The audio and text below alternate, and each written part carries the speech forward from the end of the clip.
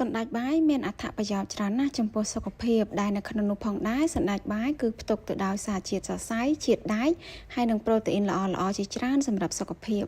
នៅក្នុងនោះផងដែរថ្ងៃនេះខ្ញុំនឹងធ្វើការបង្ហាញអំពីវិធីនៃការធ្វើទឹកសណ្តែកខៀវដែលផ្សំឡើងពីសណ្តែកបាយហ្នឹងឲ្យមានរសជាតិឆ្ងាញ់ហើយខាប់ល្អ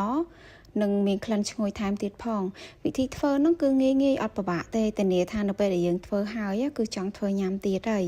នៅក្នុងនោះគឺខ្ញុំមានសណ្តែកបាយហ្នឹងគឺចំនួនកន្លះគីឡូខ្ញុំយកបកស្រាប់ដើម្បីងាយស្រួលនៅក្នុងការត្រាំទៅឆាប់រីកយើងត្រាំទុកចោលប្រហែលជា5ម៉ោងហើយនៅក្នុងនោះគឺខ្ញុំមានស្លឹកតើយហ្នឹងចំនួនប្រហែលជាមួយខាំហើយខ្ញុំយកស្លឹកតើយហ្នឹងទៅលាងទឹកឲ្យបានស្អាតហើយនឹងហាន់ទៅជាដុំរាងតូចដើម្បីយើងងាយស្រួលនៅក្នុងការក្លុកស្លឹកតើយយើងប្រើកាន់តែច្រើនគឺកាន់តែធ្វើឲ្យទឹកសណ្តែកយើងមានពណ៌ខៀវល្អហើយនឹងមានក្លិនឈ្ងុយថែមទៀតផងពេលដែលហាន់បានរួចរាល់ហើយគឺយកស្លឹកតើយនឹងយកមកដាក់ក្លុកនៅក្នុងម៉ាស៊ីនមកយើងកិនឲ្យបានម៉ត់ល្អកាលណាកិនកាន់តែម៉ត់នោះពណ៌នៃស្លឹកតើយនឹងគឺចេញកាន់តែច្រើនពេលដែលកិនបានម៉ត់ល្អបែបនេះហើយគឺយើងយកមកចាក់ចូលនៅក្នុងកត្រងមួយមកដែលរាងញឹកបន្តិចហើយយើងធ្វើការសកត់ដើម្បីឲ្យចេញទឹកអស់ហើយនៅក្នុងនឹងកាកនេះគឺនៅសល់សារធាតុពណ៌នៅក្នុងនឹងទៀតអញ្ចឹងខ្ញុំយកទៅក្លុកម្សៅទៀតហើយនឹងចាក់ចូលមកច្រោះយកទឹកម្ដងទៀតគឺឃើញថាពណ៌ឡើងស្អាតមែនទែនហើយចំណែកឯសណ្តែកបាយដែលយើងបានត្រាំទុកចោលរយៈពេល5ម៉ោងហ្នឹងគឺឃើញថាបានរីកហើយខ្ញុំក៏បានយកសណ្តែកហ្នឹងយកមកចាក់លាងជាមួយនឹងទឹកធម្មតា2-3ទឹកទៀត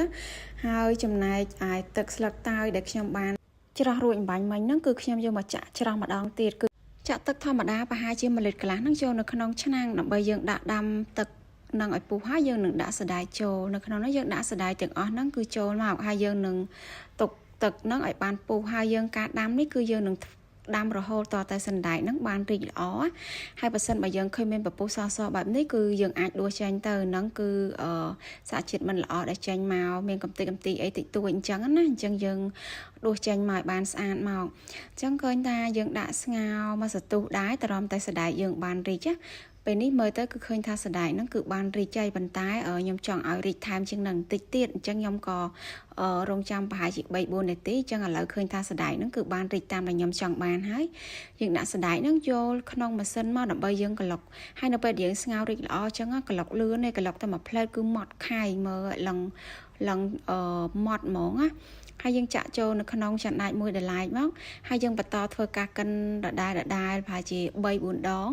ទៅអស់សណ្តែករបស់យើងសារតែពេលដែលយើងត្រាំហើយនឹងពេលដែលយើងដាក់ស្ងោររីកទៅរៀងច្រើនដែរឡោះអញ្ចឹងខ្ញុំកិន3 ដង 4 ដងហើយឃើញថាទឹកសណ្តែកយើងគឺឡើងខាប់បន្ទាប់មកយើងយកទឹកសណ្តែកដែលកិនរួចមិញហ្នឹងចាក់ចូលនៅក្នុងឆ្នាំងមកហើយនឹងចាក់ទឹកស្លឹកតើយដែលខ្ញុំគៀបហើយមិញហ្នឹងកិនហើយហ្នឹងមានចំនួន1លីត្រខ្ញុំលេខទឹករៀងច្រើនដែរឡោះចាអញ្ចឹងយើងចាក់ចូលមកហើយយើងអាចកូរសណ្តែកជាមួយនឹងស្លឹកតើយទៅឃើញទេប៉ុណ្ណេះហ្នឹងគឺឡើងពណ៌ឡើងតំណងហើយយើងអាចដួសពពុះចេញមកនិយាយទៅនៅពេលយើងធ្វើភេសជ្ជៈអញ្ចឹងរាល់ពេលយើងឃើញពពុះអីចឹងយើងដួសចេញមកដើម្បីឲ្យភេសជ្ជៈយើងគឺបានស្អាតល្អសម្រាប់បរិមាណទឹកដែលខ្ញុំប្រើក្នុងការធ្វើទឹកសណ្តែកកន្លះគីឡូនេះគឺខ្ញុំប្រើទឹកធម្មតាហ្នឹងចំនួន4លីត្របរិមាណទឹកប៉ុណ្នេះធ្វើទឹកសណ្តែកយើងបានខាប់ល្អហើយបន្តមកទៀតគឺខ្ញុំបានចាក់ខ្ទិះដូងគឺចំនួនកន្លះលីត្រហ្នឹងចូលមកដែរការធ្វើទឹកសណ្តែកយើងបន្ថែមទឹកខ្ទិះធ្វើឲ្យទឹកសណ្តែករបស់យើងហ្នឹងកាន់តែមានក្លិនឈ្ងុយហើយមានរសជាតិខ្ទិះនៅក្នុងហ្នឹងទៀតណាចារួចរាល់ហើយគឺខ្ញុំបន្ថែមអំបិលចូលប្រហែលជា1ស្លាបព្រាកាហ្វេហើយយើងកូរច្បល់គ្រឿងផ្សំហ្នឹងឲ្យបានចូលមកហើយនឹងខ្ញុំបានដាក់ស្ករហ្នឹងគឺចំនួន4ខាំខ្ញុំចាក់ស្ករចូលហើយគឺខ្ញុំកូរម្ដងទៀតដើម្បីឲ្យស្ករបានរលាយទើបខ្ញុំចាប់ផ្ដើមបើកភ្លើង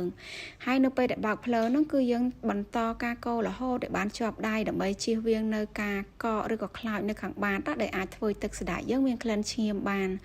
យើងកូរទៅមកសន្ទុះហ្នឹងគឺទឹកសណ្តែកនឹងបានពុះល្អបែបនេះហើយឃើញអត់អញ្ចឹងការធ្វើទឹកសណ្តែកគឺត្រូវធានាធ្វើយ៉ាងណាឲ្យ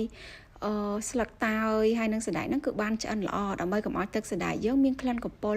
អ្នកខ្លះធ្វើទឹកសណ្តែកខៀវតែមានក្លិនកំពុលចេញពីស្លឹកតើយដោយសារអីយើងធ្វើឲ្យបានឆ្អិនល្អហើយឃើញតែពេលនេះគឺទឹកសណ្តែកយើងបានរួចរាល់ហើយសរុបមកគឺសណ្តែកបាយកន្លះគីឡូគឺយើងអាចធ្វើទឹកសណ្តែកបានចំនួន4លីត្រកន្លះ